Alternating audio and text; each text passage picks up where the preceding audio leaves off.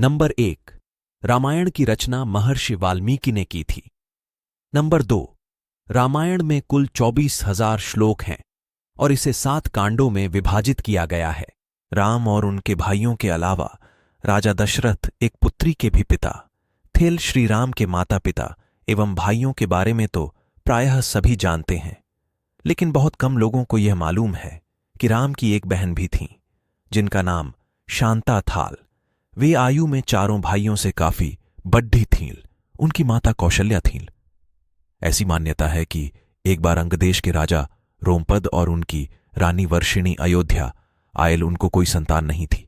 इस बातचीत के दौरान राजा दशरथ को जब यह बात मालूम हुई तो उन्होंने कहा, मैं अपनी बेटी शांता आपको संतान के रूप में दूंगा। यह सुनकर रोमपद और वर्षिणी बहुत खुश हुए। उन्होंने बहुत स्नेह से उसका पालन पोषण किया और माता पिता के सभी कर्तव्य निभाए।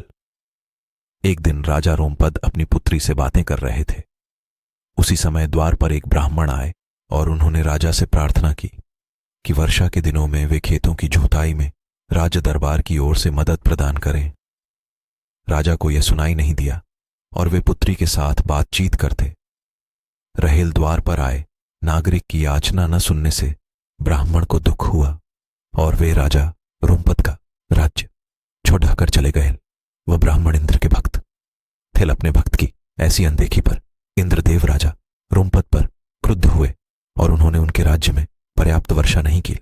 इससे खेतों में खड़ढ़ी फसलें मुरझाने लगी। इस संकट की घड़ी में राजा रोमपद ऋष्यशृंग ऋषि के पास गए और उनसे उपाय पूछा। ऋषि ने बताया कि वे इंद्रदेव को प्रसन्न करने के लिए यज्ञ करें। ऋषि ने यज्ञ किया और खेत खलिहान पानी से भर गए। इसके बाद ऋष्यशृंग ऋषि का विवाह शांता से हो गया और वे सुखपूर्वक रहने लगे।